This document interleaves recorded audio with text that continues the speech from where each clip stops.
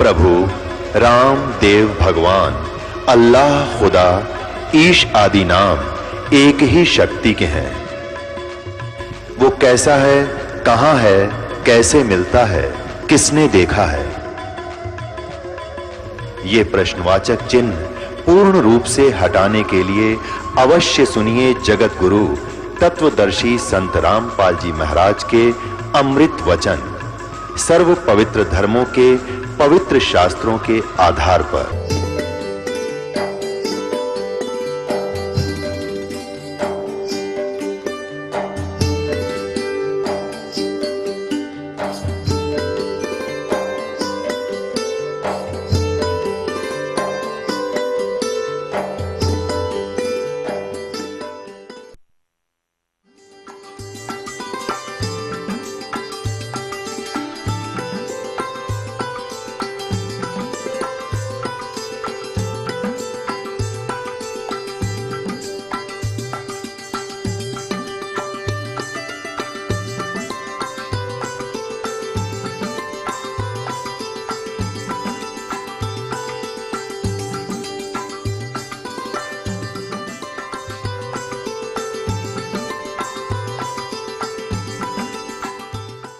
नजर नजर में मिल गई फिर किया ईस परिणाम।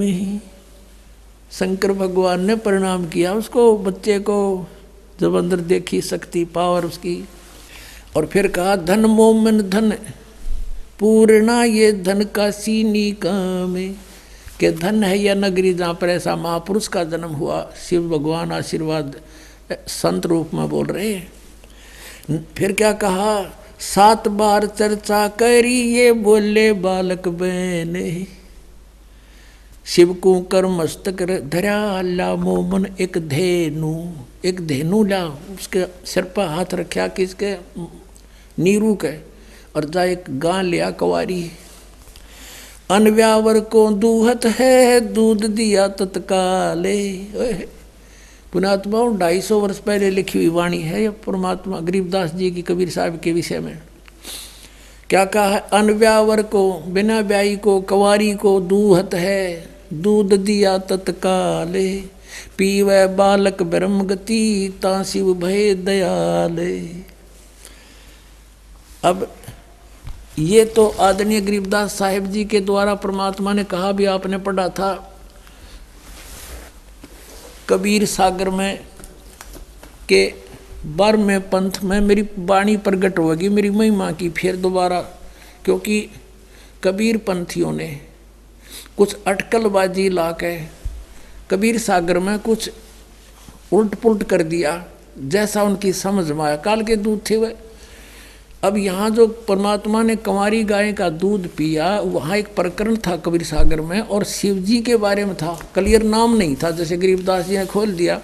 उसमें ये लिखा था कि एक दूत आया, उस दूत ने पूछा कि माई क्यों रो रही है, तब उसने बताया, तो उसने परमात्मा ने ही खुद कहा उसको, दूत को यानी शिव जी को, देवदूत को, देवदूत समझ रहे थे बताए, और फिर उसके आशीर्वाद से दूध दिया। जब बालक ने दूध पिया, उससे पहले नीरू गया था रामानंद के पास कि मेरे ऐसे एक बालक कमल के फूल पर मिला मैंने जंगल में, ये वो दूध ना पीता। महात्माओं के पास कुछ विद्या होती है, कुछ बताओ मुझे जतन जंतर मंत्र जिससे वो दूध पी ले। तो रामानंद ने अपना जो जंतर मंत्र बताया उसने कुछ नहीं पिया। उसने इतना जरूर बताया कि तेरे घर में जो बालक तुझे मिला है ये कोई सिद्ध पुरुष है, कोई ज्ञानी आत्मा है, ये ऐसा वैसा व्यक्ति नहीं है। इतना रामानंद ने नहीं पता था, भगवान आ रहे। तो यहाँ उन्होंने उस दूत को तो प्रकरण को हटा दिया और रामानंद जी से जोड़ने की चेष्टा की कबीर सागर में। अब दिखाता हूँ आपको। और परमात्मा ने इसलिए गरीबदास जी में अपनी वाणी, अपनी महिमा फेर फीड करी, वह सच्चाई जीवित रखने के लिए। अब देखना कबीर सागर दिखाता हूँ। ये कबीर सागर है और ये कहाँ से प्रकाशित है, ये कौन है इसका संशोधन करता, ये कबीर पंथी ही है। कबीर पंथी भारत पथिक स्वामी युगलानंद बिहारी द्वारा परिकृत मुद्रक एवं प्रकाशक हैं खेमरा श्री कृष्ण दास, अध्यक्ष श्री वेंकटेश्वर प्रेस, खेमरा श्री कृष्ण दास मार्ग, मुंबई। ये ऐसे। अब इसके ज्ञान सागर में पृष्ठ नंबर 74 पर आपको दिखाते हैं। ये है ज्ञान सागर पृष्ठ 74 पे। कहते हैं सुन जुल्हा मन भयो आनंदा, जिमी चकोर पायो निश्चंदा। जब कबीर परमात्मा मिले, वो कहते हैं बालक मिला इतना खुश हुआ। ले सुत चले हर्ष मन कीना, तातों पुन अस बोल ही लीना। अच्छा, अगली जन्म जब होए तुम्हारा, तुम्हें पठाए यम तैनारा। सुत काशी को ले चले, लोग देखण तय आवे। अन्न पानी बख्शे नहीं, जुल्हा शोक मनावे।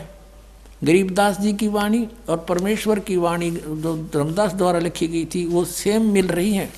कुछ है कि इन्होंने गड़बड़ी की, वो यहाँ से पता चलेगा।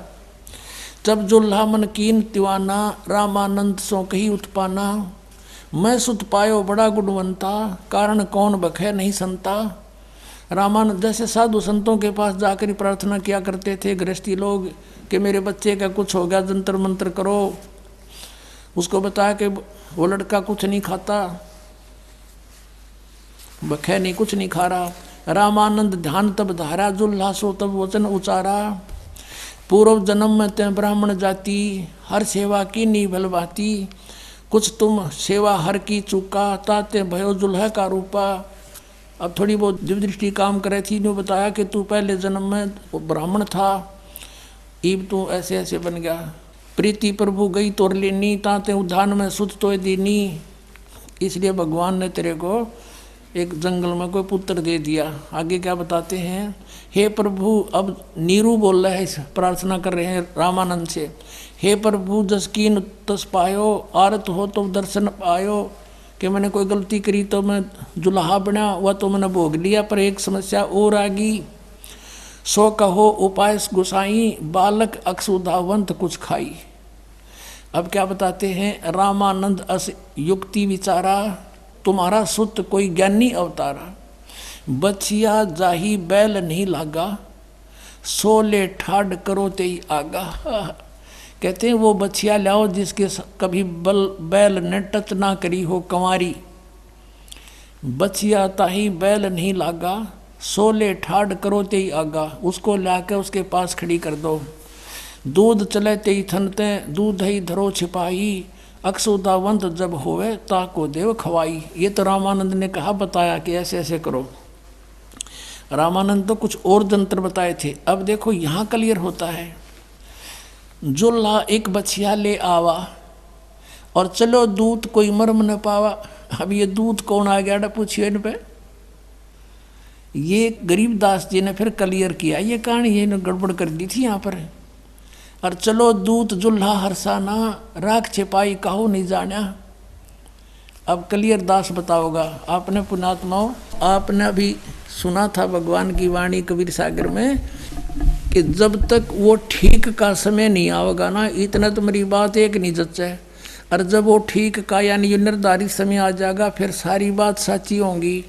अब क्या बताया है कबीर परमात्मा ने, अभी आपने देखा था 12 पंथों के बारे में,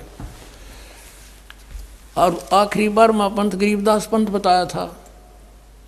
फिर अब और दिखाते हैं थोड़ा सा क्लियर, जो ईब होगी या वाणी कि उस 13वां जो वंश है मेरा, ये 12 अंश वंश जो मैं भेजूंगा, ये फिर आगे चल के इसकी इनके पंथा में काल अड़ंगा डालेगा, और 13वां जो आवेगा वो सारा क्लियर कर देगा।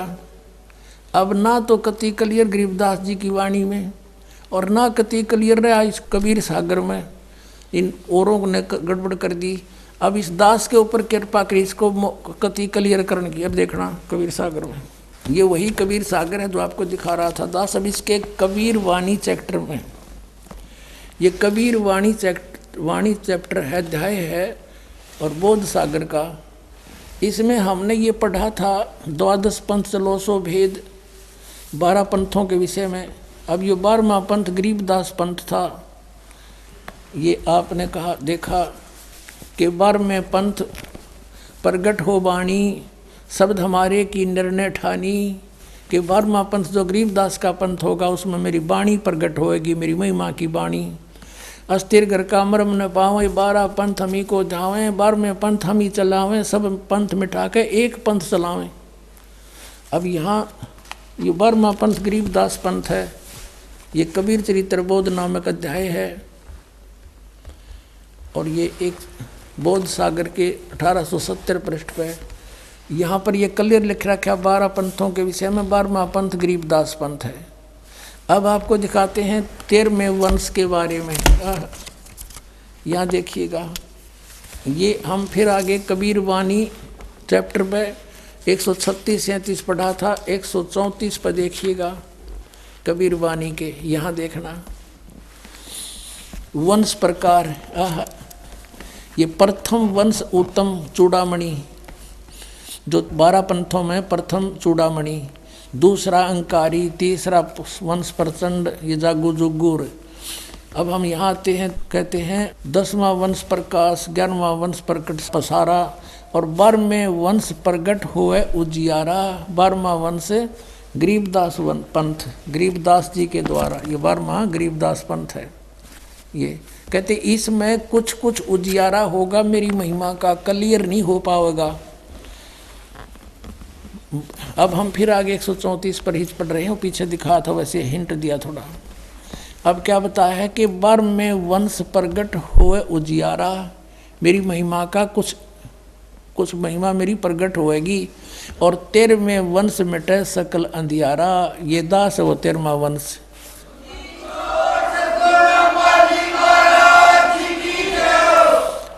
एती दगा काल की समाई और तत् बिंदु की टेक रह जाई। काल इतनी दगा करेगा, कभी ग्रंथा न बदलवा होगा, दूतां से कदे कुछ करेगा, कहते ये सब कुछ करेगा, लेकिन फिर भी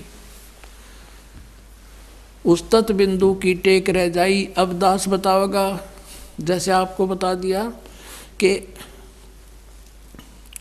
अब आपको प्रमाण देते हैं कि जैसे आपको क्लियर कर दिया कि अन्न ब्यावर को दूहत है, दूध दिया तत्काल, और पीवे बालक ब्रह्म गति तासी उभय दयाल। इतना तो हिंट दे दिया गरीबदास जी ने। और इसमें ये क्लियर पा गया कि जाके संग बैल नहीं लागा, वो बछिया लाना कंवारी। अब यही प्रमाण वेद बतावे, आँखों देखा संत बतावे, परमात्मा की लिखी हुई महिमा बतावे, तो हु इज गॉड 2 मिनट में समझ में आ जाएगा। कबीर इज गॉड दिखाते हैं। अब देखना वेदों में, अब यही प्रमाण वेद बताते। कबीर साहब ने कहा था, धर्मदास ये वेद मेरा भेद है और मैं ना वेदन के माही, और जौन वेद से मैं मिलूं, ये वेद जानते नहीं। ये चारों वेद मेरी महिमा गा रहे हैं, लेकिन मुझे पाने की विधि इन 4 वेदों में नहीं है। जौन से वेद से मैं मिलूं, सूक्ष्म वेद, तत्व ज्ञान, जैसे गीता जी अध्याय नंबर 4 के श्लोक नंबर 34 में कहा कि वो तत्व ज्ञान जो परमेश्वर ने स्वयं आकर बोला है, 4 अध्याय के 32वें श्लोक में कहा, ब्रह्मणे मुखे ब्रह्म सच्चिदानंद घन ब्रह्म की वाणी में विस्तार से कहा गया है, वो तत्व ज्ञान है। उसको तत्वदर्शी संतों से समझो।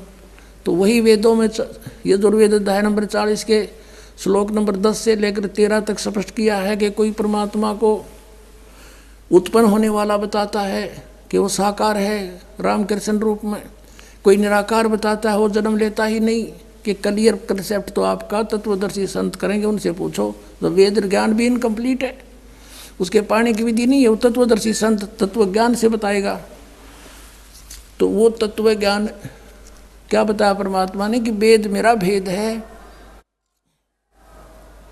वेद मेरा भेद है, मैं ना वेदन के माही, और जौन वेद से मैं मिलूं, उस तत्व ज्ञान से मैं मिलूं, ये चारों वेद जानते नहीं। अब इन वेदों में परमात्मा की महिमा तो है कि कबीर इज गॉड, और वो भगवान ऐसी लीला किया करता है। जब शरीर धारण कराता है, स्वरूप धारण करता है, उसके परवरिश की लीला कंवारी गायों से होती है। ये देखना, ये ऋग्वेद 9-10 मंडल है, इसमें अनुवाद है, हिंदी अनुवाद भी किया हुआ इन्होंने ही। जो भगवान को निराकार बताया करते हैं, उन्होंने इसका अनुवाद किया है। प्रकाशक हैं सार्वदेशिक आर्य प्रतिनिधि सभा, महर्षि दयानंद भवन, रामलीला मैदान, नई दिल्ली। ये इनके फ़ोन और फैक्स नंबर है। यहाँ देखिएगा, हम अपने मतलब की बात करेंगे अब तो। मुद्रक है Prince offset printers, 1510 Pataudi house, Daryaganj, नई दिल्ली। अब हम चलते हैं इसके ऋग्वेद मंडल नंबर 9 और सूक्त नंबर 1 का मंत्र नंबर 8 और 9 देखेंगे। ये है 9वां मंडल, 9वें मंडल का और प्रथम सूक्त और प्रथम ही मंत्र यहाँ से शुरू होता है।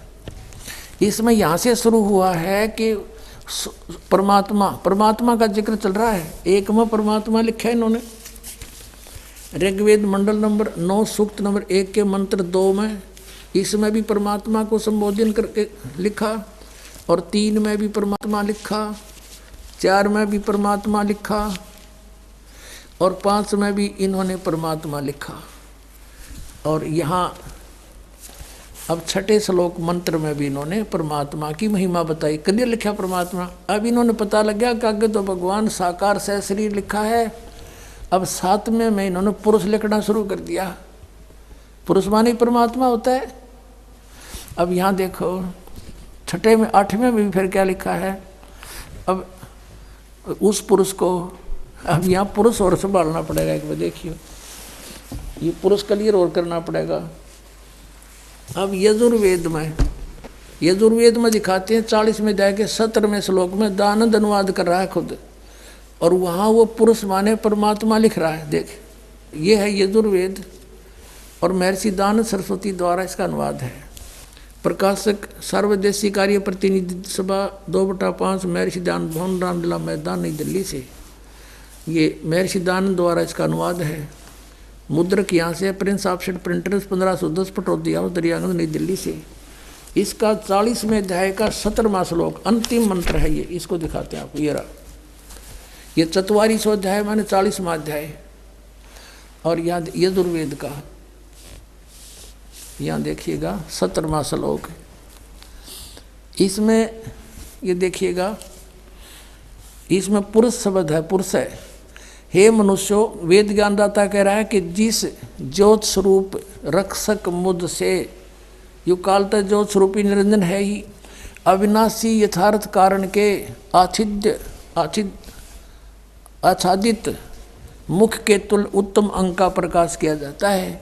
वह प्राण व सूर्य मंडल में पुरुष माने पूर्ण परमात्मा। अब पुरुष माने पूर्ण परमात्मा, वह तो गुप्त है, परोक्ष है। जैसे संसार रूपी वृक्ष की जड़ तो गुप्त रहती है, ऊपर सतलोक में, नीचे वृक्ष दिखाई देता है। अब पुरुष माने पूर्ण परमात्मा, बस इतना समझ लें।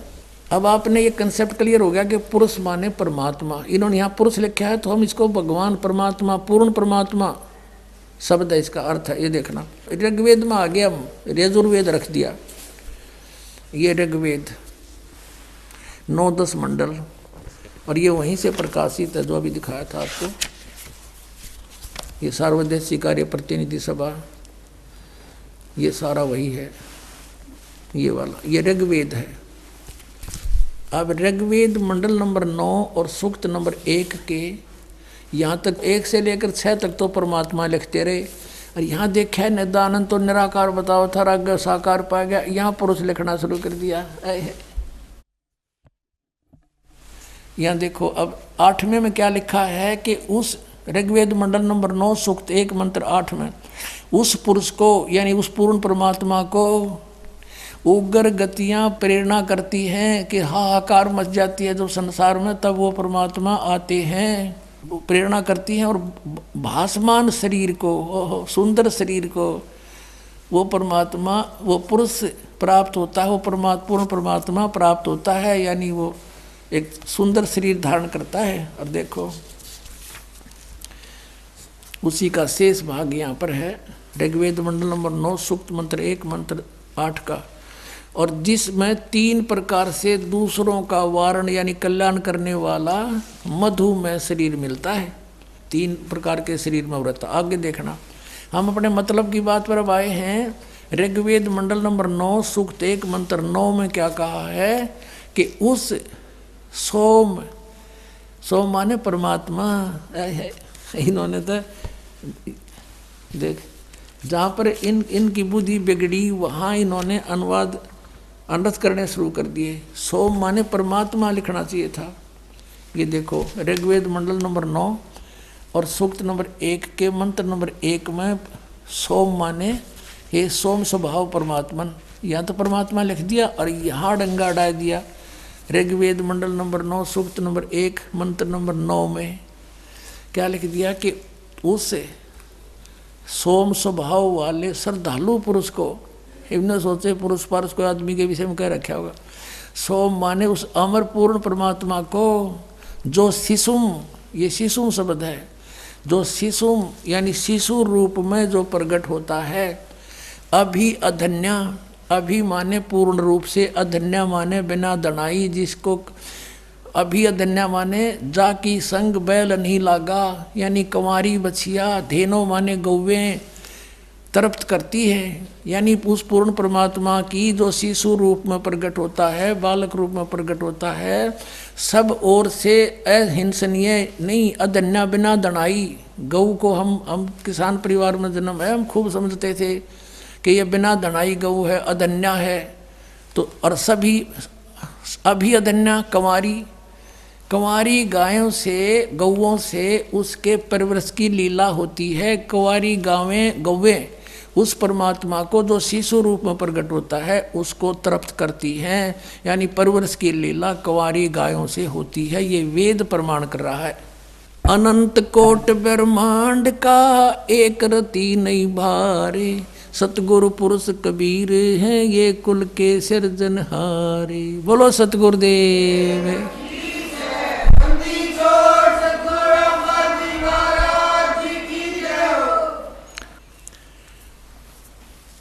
परम पिता परमात्मा पूर्ण ब्रह्म सर्व सृष्टि रचनहार कबीर परमेश्वर जी की असीम कृपा से आप सभी पुण्यात्माएं सत्संग श्रवण कर रहे हैं। मानुष जन्म दुर्लभ है, ये मिले न बारंबार, तरवर से पत्ता टूट गिरे वो भौर नहीं लगता डार। मानुष जन्म पाए कर जो नहीं रटे हरि नाम, जैसे कुआ जल बिना फिर बनवाया क्या काम।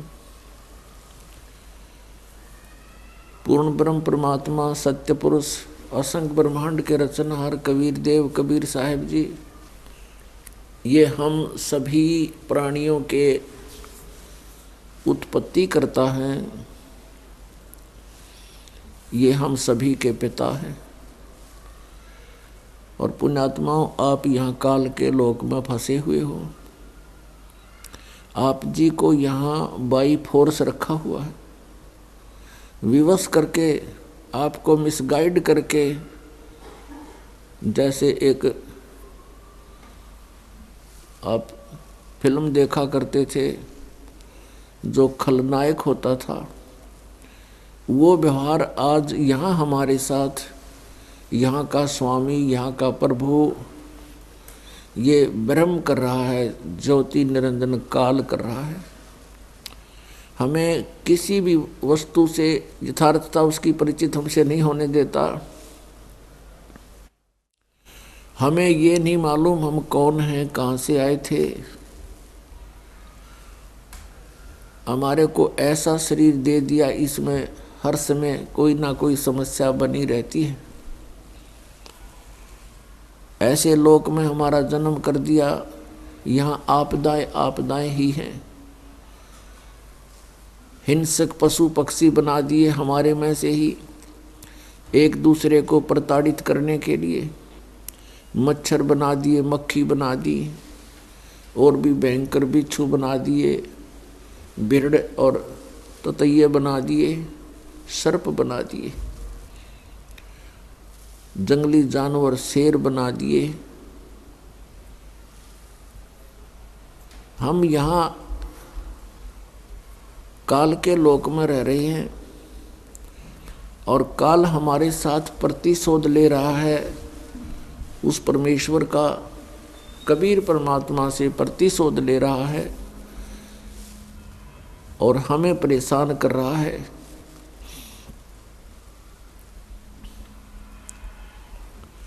क्योंकि हम उस परम पिता के बच्चे हैं और इस काल भगवान ने सतलोक के अंदर एक भयंकर गलती करी थी, जिसके कारण इसको 21 ब्रह्मांड समेत वहाँ से निष्कासित कर दिया था। और हमने भी एक भयंकर भूल करी थी, जिस कारण से हम भी इसके साथ ही यहाँ आ गए। अब ये हमें इसलिए परेशान करता है कि इनका पिता दुखी होगा इनके दुख को देख देख के। आप देख रहे हो पुण्यात्माओं, कोई भी प्राणी इस संसार में सुखी नहीं है। और कोई ये सोचता है कि मैं सुखी हूँ, इस झूठे सुख को सुख भी मान बैठा है, अच्छी पोस्ट है, कोई अच्छा प्रधानमंत्री बना है, मुख्यमंत्री बना है, और वो ये सोचता है इस झूठे सुख को कि मैं बहुत सुखी हूँ। अन्य दूसरे लोग भी ये सोचते हैं कि भाई इसकी तो बड़ी मौज माचरी है। अब हमने उस झूठे सुख के आधार से वो बहुत सुखी और बहुत ही प्रभावशाली प्रभुता युक्त प्राणी नजर आता है, और एक सेकंड में ना जाने के घटना घट जाए उसके साथ में। और सत भक्ति ना करने से फिर वही प्राणी जो आज मुख्यमंत्री प्रधानमंत्री के पद पर विराजमान है, नेक्स्ट जीवन उसका गधे और कुत्ते का होगा। ये विधान है परमात्मा का। आप बहुत सा प्रमाण देखते हो, समाचार पत्रों में भी पढ़ते हो, सुनते भी हो, टीवी पर देखते हो। कोई बहुत बड़ा सेठ दुर्घटनाग्रस्त हो जाता है या किसी बीमारी से मृत्यु को प्राप्त होता है। जैसे एक मुख्यमंत्री हेलीकॉप्टर से जा रहा था, उसके कितने इरादे थे, कितनी इच्छाएं थी, कहाँ उनके लिए गले में डालने के लिए हार लिए खड़े थे लोग। रास्ते में दुर्घटनाग्रस्त होकर हेलीकॉप्टर से ही गिर के मृत्यु होगी, क्रश हो गया हेलीकॉप्टर। तो यहाँ परमात्मा कहते हैं आप यहाँ इस झूठे सुख को सुख मान बैठे हो, यहाँ पर सुख नाम की वस्तु नहीं है। हमने इन हल्के दुखों को ही सुख मान लिया, हम इसी को सुख मान कर इसी में व्यस्त हैं, मस्त हैं। परमात्मा ने आके हमें ज्ञान कराया है कि तुम यहाँ के रहने वाले नहीं हो, तुम सतलोक में रहा करते थे, और जो सुख तुम यहाँ इस जैसे कोई कीट कीड़ा और नमक की बोरी में गिर जाता है, और वहाँ वो उस नमक की बोरी में और टेस्ट ढूंढता है बुरा वाला, कभी नहीं मिल सकता, सपने में भी नहीं हो सकता। आज हम इस नमक की बोरी में पड़े हैं और हम बुरा का टेस्ट ढूंढ रहे हैं। बुरा का टेस्ट तो पुण्यात्माओं बुरा की बोरी में ही मिलेगा। वह बुरा की बोरी है सतलोक सचखंड, उस अमरलोक। और जब तक उस बुरा की बोरी में हम नहीं गिरेंगे वो टेस्ट आ ही नहीं सकता, चाहे कितनी कोशिश कर लेना। समझदार को संकेत बहुत है। और परमात्मा ने आके बताया है कि वो सुख जिसे तुम छोड़ आए, अब तुम्हें वो याद आ रहा है, यहाँ वो मिल नहीं सकता। इस काल भगवान ने आप जी को मूर्ख बना रखा है, धोखे में रखा हुआ है। हमारे साथ ऐसी इतनी बुद्धि दे रखी हमारे को, जैसे कोई पशु भैंस का बच्चा मर जाता है, व्यापारी लोग क्या करते हैं, उस भैंस के मरे हुए बच्चे के खाल उतरवा के उसके अंदर भूस भरवा के और एक दूम रख लेते हैं उसकी, बाकी चाम होता है, उसका सिर भी नहीं होता, और उसको उस भैंस के सामने रख देते। भैंस उसको अपना बच्चा मानकर उसको चाटती है, प्यार करती है, फिर दूध देना शुरू कर देती है। और व्यापारी उस भूस भरे हुए चाम को, खाल को लेकर चल पड़ता है। वो भैंस पीछे पीछे रया रया करती हुई भागती है अपना बच्चा समझकर। उसमें तो सारा भूस भरा है, खाल खाल लपेट रखी है। यही स्थिति हमारे साथ यहाँ कर रखी है। जिनको हम अपना बेटा बेटी पिता पुत्र समझते हैं, इस काल ने हार्ड चाम मांस ये सारा गंद भर के ऊपर ये चाम लपेट रखा है, और इनको हम अपना मानते हैं। ये इतनी सी बुद्धि दे रखी है हमारे को। पुण्यात्मा, जब हम सतलोक में जाएंगे हमें वो शरीर मिलेगा जो कभी एंड नहीं होता, जिसमें ये गंध नहीं है, जिसमें ये स्नायु नहीं है, नाड़ी नहीं है। वो एक तत्व से बना हुआ है। उसमें ना कोई बीपी हाई हो, ना कोई लो होता, ना कोई रोग, ना कोड बनता। और वहाँ टेंशन नाम की चीज़ नहीं, क्योंकि वहाँ कोई ऐसा व्यवहार नहीं है, किसी चीज़ का अभाव नहीं है, बड़े भंडार है परमात्मा के। सतलोक के अंदर सब वस्तुएं उपलब्ध रहती हैं, वहाँ कोई वस्तु खराब नहीं होती। वो ऐसा लोक है, वहाँ का ऐसा आहार है। जैसे यहाँ पर एक गंगा दरिया है भारतवर्ष में। गंगा दरिया का जल आप कितने वर्ष तक किसी बोतल में डाल कर रख लो, कभी खराब नहीं होगा। ये एक सैंपल है वहाँ का, सतलोक से आया हुआ ये जल है, और वहाँ से फिर यहाँ प्रकट किया परमात्मा ने, ये प्रमाण देने के लिए कि हमारा ऐसा पदार्थ है वहाँ के, कभी नष्ट नहीं होंगे, कभी खराब नहीं होते। तो हम उस स्थान को, उस सुख को छोड़ आए। वहाँ कोई काम नहीं। पुण्यात्माओं, यहाँ कोई भी काम कर राजी नहीं है, मजबूरी में करना पड़ता है, क्योंकि ये पेट ऐसा लगा दिया, इसने कर्म नहीं करेंगे तो इसका निर्वाह हो ही नहीं सकता। ये शरीर ऐसा बना दिया, इसकी इसी की सुरक्षा में, इसी के भरने में सारा जीवन व्यतीत कर देते हैं। फिर हम फिजूल की बकवादों में बढ़ जाते हैं। कोठी बना ले। पहले हमने देखे हमारे दादे परदादे कच्चे मकानों में हट डाल कर झोंपड़ियों में 100 वर्ष व्यतीत कर गए।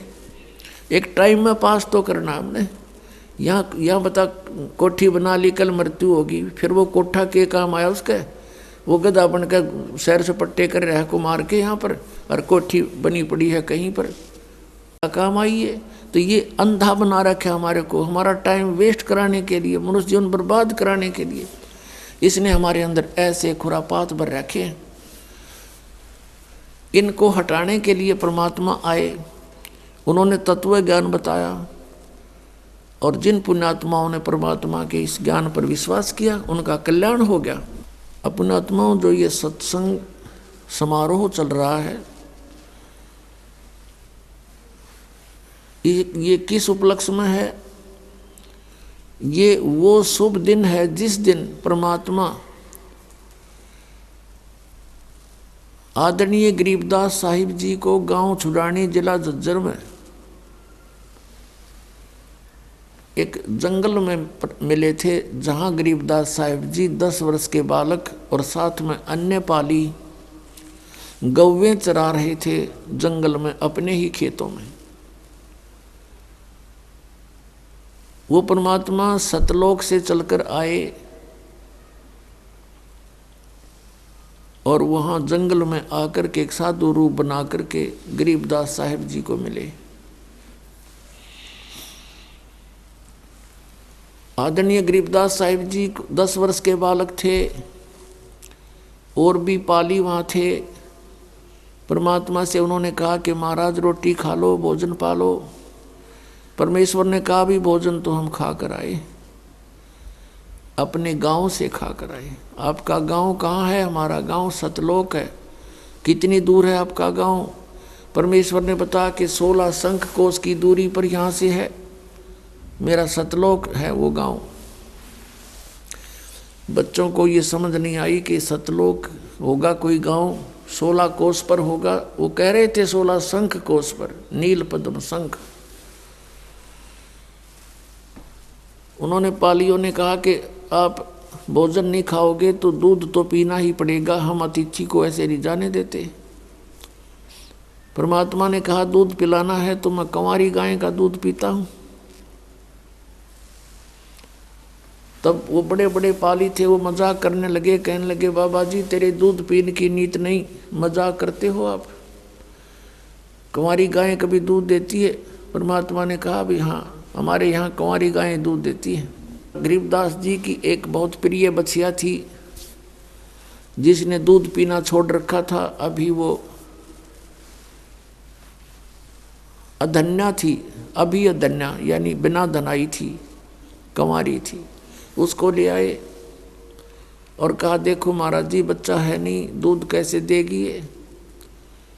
परमात्मा ने उसकी कमर पर ऐसे आशीर्वाद भरा, हाथ लगाया, थपकी मारी, लंबे लंबे सतन हो गए और कहा एक पात्र लाओ, एक लस्सी का मटका छोटा सा ले जाया करते, ब्रोला बोलते हमारी तरफ, जिसमें 5-4 किलो पदार्थ आ जाता था। वो नीचे रख दिया, साफ करके धोकर रखा हुआ था और सतन से दूध शुरू हो गया। वो पात्र भरते ही बंद हो गया। तब आधा परमेश्वर ने पिया, आधा गरीबदास जी ने पिया। तो पुण्यात्मा दूसरे पालियों से कहा ले भी तुम भी पी लो। वो मना कर गए कि हम नहीं पिएंगे पाप का दूध, जादू जंत्र का निकाला है तूने और तेरी जात का पता नहीं, तूने झूठा कर दिया, तू कौन है, कहाँ से आया? गरीबदास साहिब जी ने कहा कि लाओ प्रभु मुझे दे दो दूध, आपका झूठा, आपका अमृत हमें कब कब प्राप्त हो। पुण्यात्माओं ये पिछले संस्कारों से ऐसा स्वभाव बचपन से ही हो जाता है बालक का। फिर गरीबदास जी को ज्ञान सुनाया परमात्मा ने। फिर गरीबदास जी ने कहा प्रभु मुझे अपना वो लोक दिखा दो जहाँ पर प्राणी कभी जन्मते मरते नहीं, वहाँ वृद्ध अवस्था नहीं है, सर्व सुख ही सुख है। तब सतलोक में लेकर गए परमात्मा गरीबदास जी को। शरीर वहीं रह गया, उसको मृत जान करके चिता पर रख दिया। गांव वालों ने, कुल के लोगों ने जलाना चाहा, संस्कार करना चाहा। तब तक परमात्मा ने सब ब्रह्मांडों का उसको भ्रमण करा के अपनी सतीथि से परिचित करा के वापस छोड़ दिया। और 10 वर्ष के बालक जीवित हो गए। उसके बाद गरीबदास साहिब जी ने आंखों देखा उस परमात्मा का वर्णन कहा, जो आज सभी वेदों से भी मिलता है और सभी सदग्रंथों से मेल खाता है। सब संतों की जिनको परमात्मा प्राप्ति हुई वाणी एक जैसी ही है। ये वो शुभ दिन है पुण्यात्माओं, परमात्मा ने स्वयं दया करी, अपनी प्यारी आत्मा आदरणीय गरीबदास साहिब जी को यह ज्ञान दे दिया जिससे हम आज अपने परमात्मा को पहचान सकेंगे।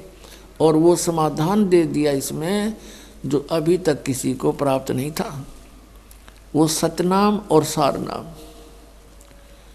सतनाम ये 2 अक्षर का है और आदि नाम ये गुप्त है, ये दास बताएगा।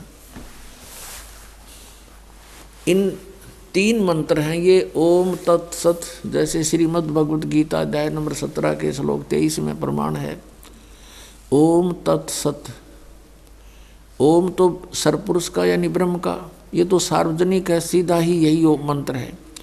तत् और सत ये सांकेतिक है,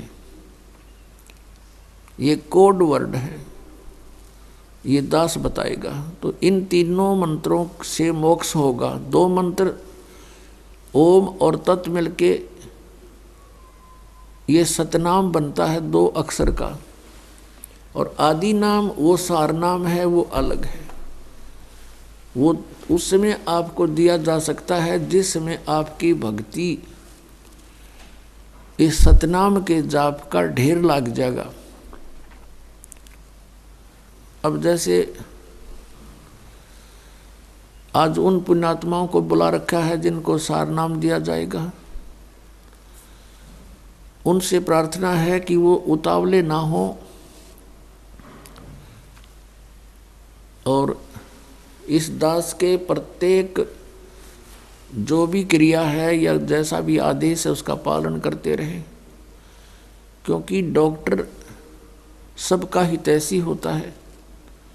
जितने भी पेशेंट उसके उपचाराधीन होते हैं उसको सब का पता होता है किसको किस समय कौन सी डोज देनी होती है। और मरीज उतावला ना होना चाहिए क्योंकि डॉक्टर कोई अनजान नहीं है। इसलिए आप जी को ये सार नाम दिया जाएगा। जैसे ये कई पंथ देते हैं, ये नकली नाम देते हैं डुप्लीकेट काल के, ओंकार, निरंकार, ज्योति निरंजन, सोहम और सतनाम, ये मोक्ष के मंत्र नहीं है। कोई मंत्र देता है अकाल मूर्त शब्द स्वरूपी राम सतपुरुष, ये मंत्र बना लिए इन्होंने। और ये वही जैसे राधा स्वामी वाले, आगरा और ब्यास वाले, दिल्ली वाले, छतरपुर वाले और ठाकुर जी वाले और जय गुरुदेव मथुरा वाले, ये सभी ये 5 नाम देते हैं, ओंकार, निरंकार, ज्योति निरंजन, सोहम और सतनाम। परमात्मा कहते हैं कि सोहम शब्द हम जग में लाए और सार शब्द हमने गुप्त छुपाए। ये सोहम शब्द देने का कोई भी अधिकारी नहीं इस पृथ्वी पर, ये डुप्लीकेट काम कर रहे हैं सारा। और अधिकारी के बिना आप एक ड्राइविंग लाइसेंस बनवा के देख लो, वो भी काम ना दे। पास हमने बनवाना सतलोक जाने का पासपोर्ट, तो नकली पासपोर्ट भी काम नहीं आवे, क्योंकि जहाँ इसकी जांच होगी वहाँ पर फिर बुरा हाल होगा आप लोगों का। तो पहले ही सावधान होना चाहिए कि हमारा ये पासपोर्ट है, ये ठीक भी है कि नहीं। तो वो अनधिकारी हैं, उनके पास ये सोहम शब्द देने का इस पृथ्वी पर किसी को अधिकार नहीं है।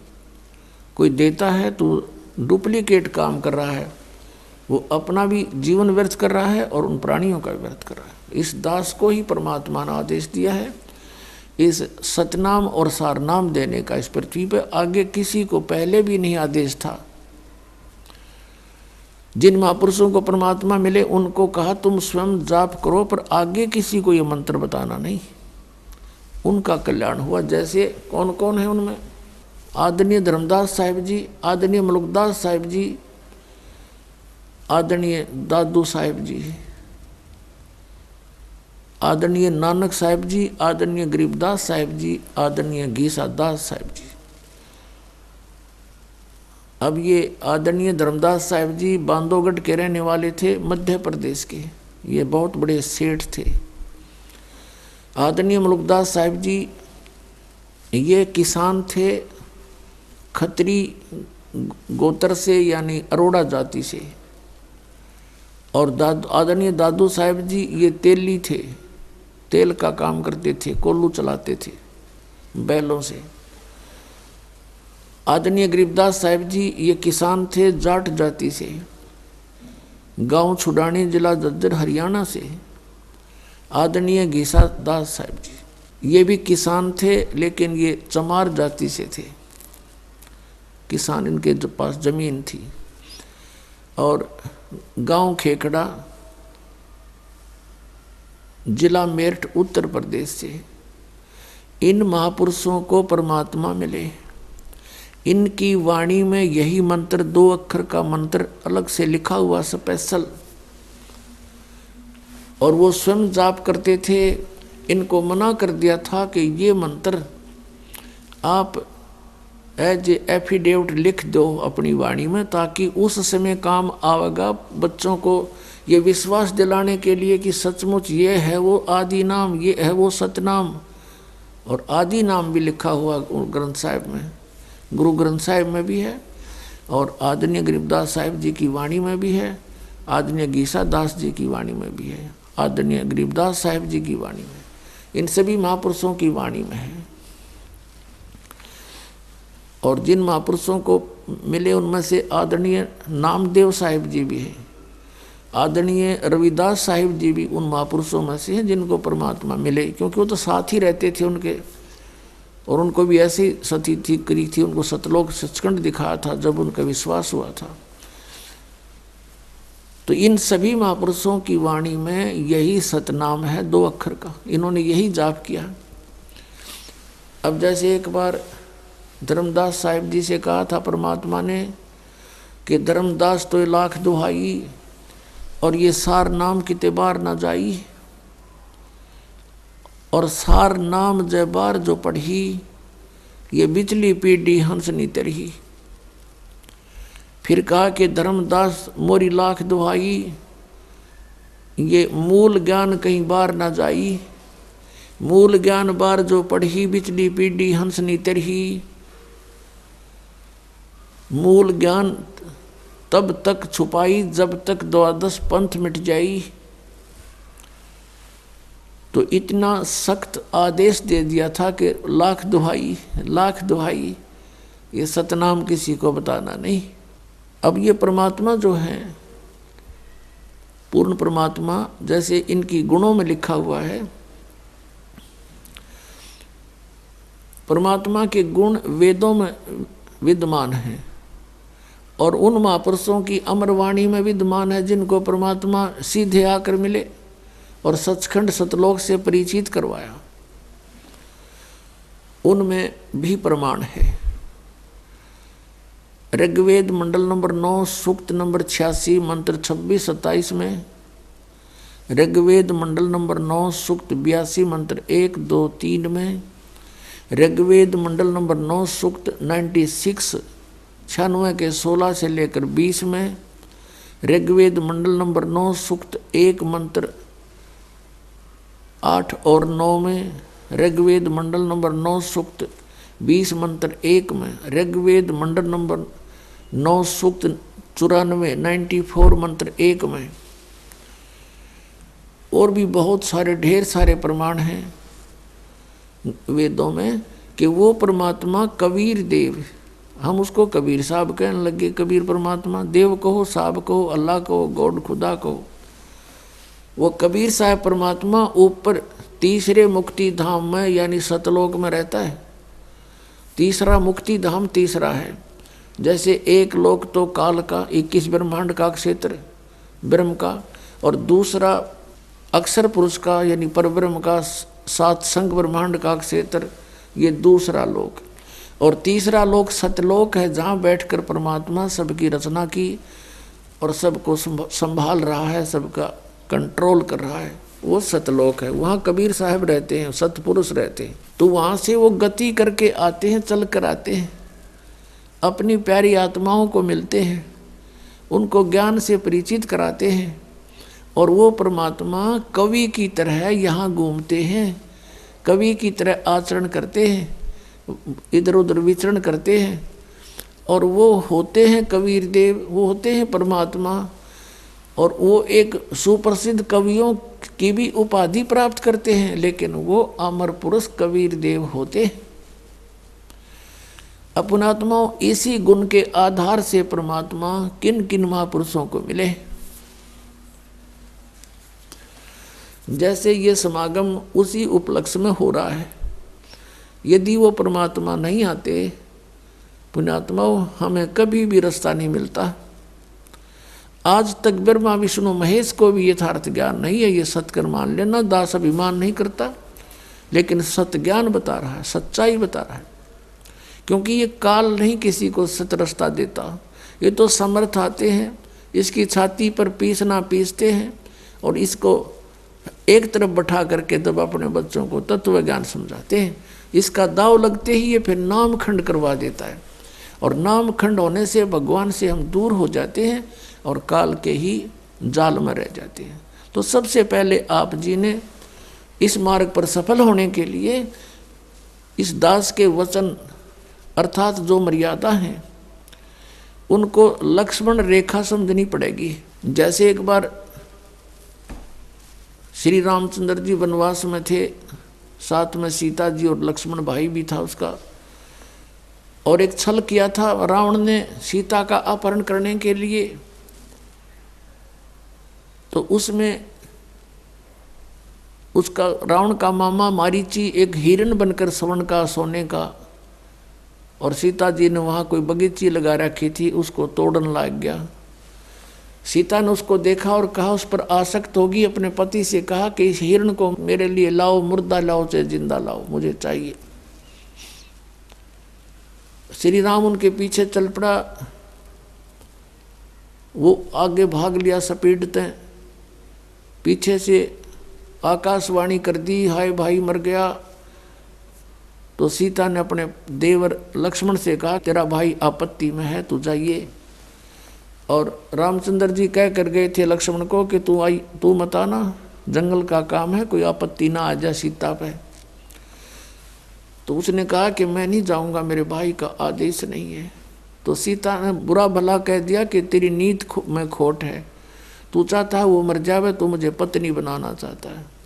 इस बात का दुख माना उसने लक्ष्मण ने और कहा ठीक है माता मैं जाता हूँ। बड़ी भाभी को माता की तुल मानता था और उसके मन में दोष था सीता के। लेकिन एक काम करना, मैं तेरी झोपड़ी के चारों तरफ एक मंत्र बोलकर रेखा खींच कर जाता हूँ, तो इससे बाहर मत जाना। सीता ने कहा ठीक है। लक्ष्मण भी चला गया। पीछे से रावण आ गया एक साधु रूप बना के आटा मांगने के लिए और कहा माई आटा दे। सीता ने कहा आजा महाराज ले जाओ। रावण जो ही उस रेखा के निकट आया उसमें से अग्नि निकली भयंकर, उसको खत्म कर देती। रावण एक 10 कदम पीछे गया बहुत स्पीड से और कहा कि आटा देना है जिससे बाहर आकर दो, साधु संतों के साथ ऐसा व्यवहार नहीं करना चाहिए। अब सीता जी ने सोचा क्या फर्क पड़ता है, अभी आटा देकर आ जाती हूँ रेखा उल्लंघ कर। ऐसा उसने अपनी सोच से सोचा। आटा लेकर के बाहर निकली, जो भी भिक्षा डालनी थी वो लेकर के रेखा पार करके आगे चली गई।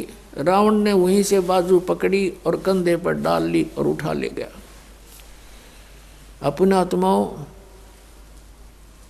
जो उस रेखा को लगा कर गए वो कोई मूर्ख थोड़ी थे। वो उसकी अज्ञान सोचती के फर्क पड़ा है, ईब गईर अभी आ जाते हूँ, अब कितना फर्क पड़ गया। और कैसे आई वापस, करोड़ों व्यक्ति मरवा दिए, आप भी ब्राह्मण माटी करवाई और लाखों लोग मरवा दिए। तो पुण्यात्माओं, परमात्मा कहते हैं जब लग हंसा हमारी आना और काल लगे नहीं तेरा बाना। जब लग ये हंस ये पुण्यात्मा मेरी मर्यादा में रहेंगे तब तक काल बली तेरा कोई अटैक नहीं हो सकता इन हंसों पर। और जब मर्यादा तोड़ देंगे तो फिर रावण की तरह बाजू पकड़ ले जाएगा यू काल और बहुत दुर्गति हो जाएगी आपकी। तो इसमें सबसे बड़ी मर्यादा है, मर्यादा में रहना है और ये फिर मोक्ष दूर नहीं है। तो इस परमात्मा अपने उस विधान अनुसार अच्छी आत्माओं को आकर मिलता है, सतलोक से चलकर आता है। उनमें से किन किन महापुरुषों को मिले, और उसमें यह भी लिखा कि वो दृढ़ भक्त को मिलता है, नकली को नहीं मिलता। उनमें से कौन कौन भक्त हैं जो अभी आपको वर्णित किए। पुण्यात्माओं, ये 7 दिवसीय सत्संग इसीलिए किया गया है कि इसमें हम विशेष डिटेल से आपको सत्संग सुना सकें, क्योंकि ये इतना विस्तार से ज्ञान देना पड़ता है, उस अज्ञान को हटाना पड़ता है, वो रेग मार लगाना पड़ता है जो अज्ञान हमने ठोक रखा है, भर रखा है हमारे अंदर उस अज्ञानी संतों ऋषियों ने। उसके साथ साथ ये ज्ञान सुनाकर, ये प्रमाण दिखाकर, सदग्रंथ दिखाकर, महापुरुषों के महिमा सुना करके वो रेग मार लगाया जाता है और फिर यथार्थ ज्ञान ओरिजिनल पेंट आप पर किया जाता है।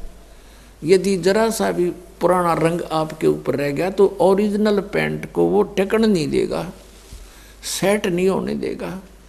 इसलिए इतनी मेहनत ये दास करता है, बार बार समझाने की चेष्टा करता है, बार बार प्रमाण देता है, रह रह कर वो कथाएं सुनाता है जो आपके हृदय में जमा हो जाए, जैसे पुराना रंग जमा हो चुका है और वो निकल जाए, ये समा जाए। अब ये जो दिन है ये बहुत शुभ दिन है। कौन सा दिन? जिस दिन परमात्मा पृथ्वी पर आते हैं और महापुरुषों को मिलते हैं, जैसा कि वेदों में प्रमाण है, आपने देखा। और फिर इन महापुरुषों की जीवनी में प्रमाण है कि कौन परमात्मा ने ऐसी लीला की, तो इससे भगवान भी पहचान में आएगा और ज्ञान भी समझ में आएगा और समाधान भी पक्का होगा कि सचमुच यही है वो परमात्मा की वे ऑफ वर्शिप, परमात्मा की पूजा की विधि भी यही है। आपको अब आदरणीय नानक साहिब जी को परमात्मा मिले ये अमर कथा सुनाते हैं, सत्य कथा। आदरणीय नानक साहिब जी पश्चिमी पाकिस्तान, पहले ही सारा भारत ही था, गांव तलवंडी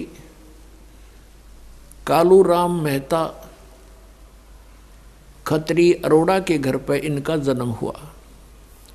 वो पेशे से पटवारी थे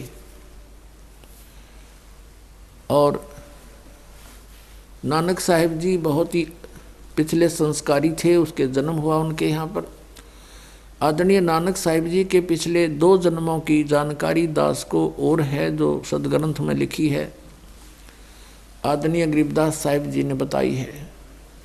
सतयुग में यही पुण्यात्मा राजा अम्बरीश थे, बहुत बड़े धर्मात्मा धार्मिक विष्णु जी के उपासक थे।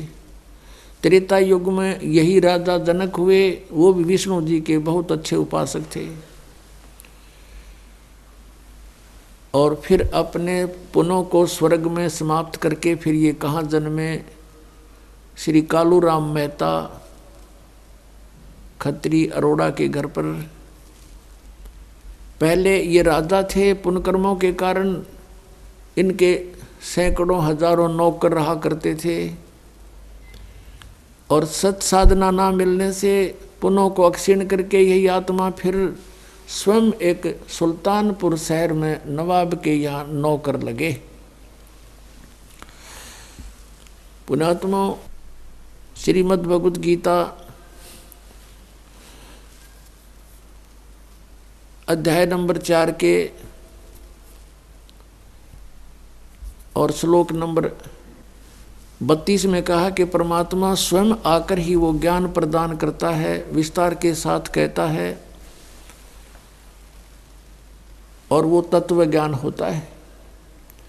उस तत्व ज्ञान के समझने के बाद गीता अध्याय नंबर 7 के श्लोक नंबर 29 में कहा है कि जो व्यक्ति मेरे इस ज्ञान का आश्रय ले लेता है, तत्वदर्शी संत के पास पहुंच जाता है, उस ज्ञान से परिचित होता है, तो वो फिर केवल जरा और मरण से छूटने का ही प्रयत्न करता है, क्योंकि वो उस तत्ब्रह्म से और सारे अध्यात्म ज्ञान से और सभी कर्मों से परिचित हो चुका होता है। तो आप जी को सारे अध्यात्म ज्ञान से और सभी कर्मों से भी साथ साथ परिचित कराना पड़ेगा दास ने, क्योंकि दास वो तत्वदर्शी संत है और परमात्मा ने बनाकर आपके लिए भेज रखा है। जैसे गीता जी अध्याय नंबर 8 के श्लोक नंबर 16 में कहा कि ब्रह्मलोक पर्यंत सभी प्राणी पुनरावर्ती में हैं, यानी ब्रह्मलोक इस ब्रह्म का अंतिम मोक्ष स्थान है। और गीता जी अध्याय नंबर 8 के श्लोक नंबर 13 में कहा है कि ओम इति एकाक्षरम ब्रह्म व्यवहारण माम अनुस्मरण ये परियाति तदंदेहम सयाति परमाम गतिम। मुझ ब्रह्म का केवल एक ओम मंत्र है, नथिंग एल्स। यही एक मंत्र अक्षर है, एक अक्षर का मंत्र है। और जो इसको अंतिम श्वास तक सुमन करता हुआ शरीर छोड़कर जाता है तो परम गति को प्राप्त होता है। कौन सी परम गति? जो ओम से ब्रह्म गति होनी है। ओम से ब्रह्मलोक, ब्रह्मलोक में गए हुए प्राणी भी पुनरावर्ती में। और गीता जी अध्याय नंबर 4 के श्लोक नंबर 5 और 9 में, गीता अध्याय नंबर 2 के श्लोक 12 में, गीता अध्याय नंबर 10 के श्लोक नंबर 2 में गीता ज्ञानदाता कहता है कि अर्जुन तेरे और मेरे बहुत जन्म हो चुके, तू नहीं जानता मैं जानता हूँ।